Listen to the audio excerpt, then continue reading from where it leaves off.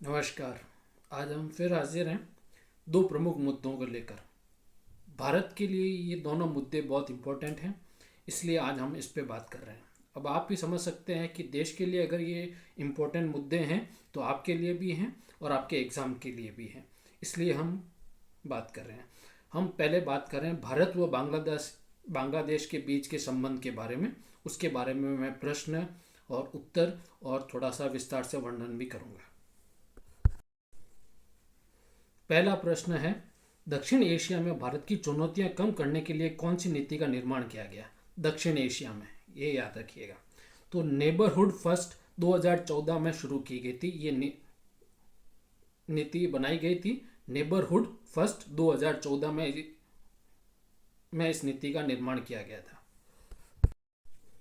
भारत को neighbourhood first नीति निर्माण की आवश्यकता क्यों पड़ी? उसका उत्तर है, चीन की बढ़ती सामरिक और आर्थिक उपस्थिति इसका बड़ा कारण है। चीन क्या कर रहा है कि भारत को घेरने के लिए भारत के पड़ोसियों से अपने संबंध अच्छे बना रहा है, और आर्थिक और सामरिक महत्व जैसे मैं आपको उदाहरण दूँ तो वो पाकिस्तान से भी संबंध बना रहा है। चीन की एक आदत है कि अगर कोई देश थोड़ा स्ट्रगल कर रहा है तो वो अपनी मदद करने के लिए या लोन देने के लिए चला जाता है, या वहाँ पे नीति मतलब बंदरगाहों का निर्माण या सड़कों का निर्माण करके कुछ देता है, और धीरे धीरे उन देशों के साथ संबंध स्थापित करके फिर अपना आधिपत्य स्थापित करने की कोशिश करता है। ये चीन की एक रणनीति है। इसके लिए भारत अगेंस्ट जाने के लिए, भारत को पता है कि अगर ये नेबर्स, वो वाली बात है कि चीन पावरफुल हो गया तो कुछ गड़बड़ हो सकती है, तो भारत ने भी अपनी नीति निर्माण की और उसको नाम दिया गया नेबरहुड फर्स्ट, 2014 में शुरू की गई। बांग्लादेश में सत्ता पर काबिज अवामी लीग की नेता कौन है? ये बहुत महत्वपूर्ण क्वेश्चन है। शेख हसीना वाजिद। ये बांग्लादेश के पहले प्रधानमंत्री शेख मुजीबुर रहमान की बेटी है, जिन्होंने भारत के सहयोग से पाकिस्तान से बांग्लादेश की आज़ादी की लड़ाई लड़ी थी। ये फिर पूरा पढ़ लीजिएगा आप वापस से, ठीक है। शेख हसीना वाजिद, ठीक है। बांग्लादेश की सत्ता पर काबिज अवामी लीग की नेता का नाम है शेख हसीना वाजिद। यह बांग्लादेश के पहले प्रधानमंत्री शेख मुजीबुर रहमान की बेटी है, और जिन्होंने भारत के सहयोग से पाकिस्तान से बांग्लादेश की आज़ादी की लड़ाई लड़ी थी। ये थोड़ा इजी क्वेश्चन है पर लेना ज़रूरी था, इसलिए लिया है। बांग्लादेश के अवामी लीग पार्टी की स्थापना किसने की थी? तो वो नाम है शेख मुजीबुर रहमान, ठीक है। बांग्लादेश की तत्कालीन प्रधानमंत्री अब तक कितनी बार प्रधानमंत्री बन चुकी है? तो ये अभी जो रिसेंट में जो प्रधानमंत्री बनी हुई, ये 5वीं बार प्रधानमंत्री बन चुकी हैं, और ये 2009 से प्रधानमंत्री के पद पर काबिज है। भारत ने G20 शिखर सम्मेलन में आमंत्रित किए गए 9 अतिथि देशों में से दक्षिण एशिया से एकमात्र देश कौन सा था? भारत ने G20 शिखर सम्मेलन में अपने 9 अतिथियों को बुलाया था, 9 अतिथि देशों को बुलाया था, जिसमें से दक्षिण एशिया से सिर्फ एक ही देश था, वो है बांग्लादेश। भारत और बांग्लादेश की सीमा कितने किलोमीटर तक फैली हुई है? तो भारत और बांग्लादेश के बीच लगभग 4,996 किलोमीटर की सीमा है। भारत व बांग्लादेश में कौन कौन सी बस व रेलवे सेवाएं कार्यरत है? नंबर 1, 1999 से चालू कोलकाता ढाका बस सेवा। फिर 2001 से कार्यरत ढाका अगरतला बस सेवा।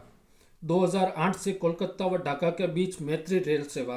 2017 से कोलकाता व खुलना के बीच बंधन रेल सेवा।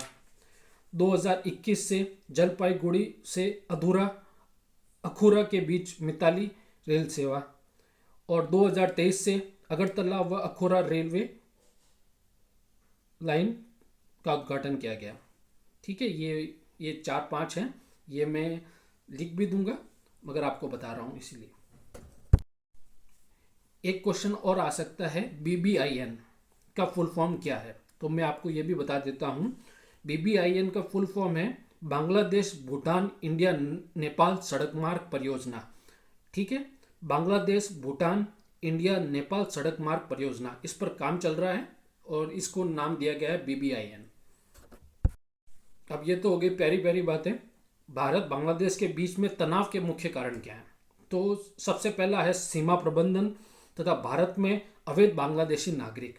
भारत ने अभी रिसेंट में आसाम में कुछ मतलब जनसंख्या गणना की थी, तो उनको पता चला कि 20 से 25 लाख के आसपास अवैध रूप से बांग्लादेशी नागरिक रह रहे हैं और बांग्लादेश ये मानने को तैयार है नहीं। ये कुछ है।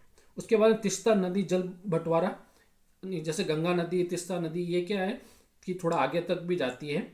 तो इस परियोजना पर भारत और बांग्लादेश सरकार तो सहमत है, परंतु बंगाल की जो मुख्यमंत्री है ममता बनर्जी, उनको इस पर थोड़ा ऐतराज है, इसलिए ये परियोजना अभी तक इस पर काम नहीं किया गया है और ये थोड़ा बना हुआ है तनाव का कारण।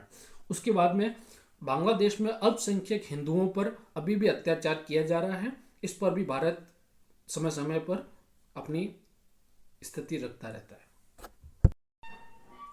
हमने भारत और बांग्लादेश के बीच के संबंधों के बारे में जो मुख्य बिंदु थे कोशिश की है उनको लेने की।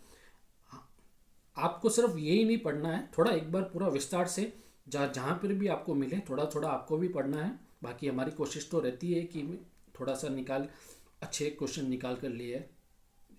अब हम दूसरे बिंदु पर आ जाते हैं। भारत की हिंद महासागर रणनीति। भारत की हिंद महासागर रणनीति। हिंद महासागर का क्षेत्रफल व कुल समुद्री क्षेत्रफल में हिस्सा, मतलब ये क्वेश्चन ये है कि हिंद महासागर का क्षेत्रफल और कुल समुद्री हिस्से का क्षेत्रफल। तो हिंद महासागर का लगभग 70.56 वर्ग किलोमीटर तक फैला हुआ है, यह समुद्री क्षेत्रफल का लगभग 20% हिस्सा है, यानी अच्छा खासा हिस्सा हिंद महासागर रखता है। हिंद महासागर की तटीय सीमा कितने देशों में लगती है? हिंद महासागर की तटीय सीमा 38 देशों से लगती है, जो कि विश्व की जनसंख्या की 37% है। आप सोच सकते हैं विश्व जनसंख्या की 37% आबादी को हिंद महासागर की तटीय सीमा लगती है। इन सभी देशों की जीडीपी विश्व की जीडीपी का 10% हिस्सा है। अगर इन 38 देशों को मिला दिया जाए तो विश्व की जीडीपी का 10% हिस्सा सिर्फ हिंद महासागर की तटीय सीमा से लगने वाले देशों से लगता है। हिंद महासागर का महत्व इससे भी लगाया जा सकता है कि हिंद महासागर का आर्थिक और सामरिक महत्व विश्व के 1/3 गैस भंडार तथा विश्व के 60% यूरेनियम भंडार हिंद महासागर में उपस्थित है। यानी आप सोच सकते हैं कि 1/3 गैस भंडार, 60% यूरेनियम भंडार हिंद महासागर में। विश्व के पूरब से पश्चिम के बीच होने वाले व्यापार के सभी मार्ग हिंद महासागर से होकर गुजरते हैं, इसलिए इसका महत्व और भी बढ़ जाता है। कहने का मतलब ये है कि ईस्ट और वेस्ट को मिलाने के लिए समुद्री मार्ग से अगर कोई रास्ता जाता है तो वो हिंद महासागर से जाता है, इसलिए हिंद महासागर का महत्व और भी बढ़ जाता है। हिंद महासागर में कितने चेक पॉइंट हैं, वो उनके नाम क्या क्या हैं? चेक पॉइंट यानी सक्रिय मार्ग हैं। तो हिंद महासागर के सक्रिय मार्गों की संख्या 7 है।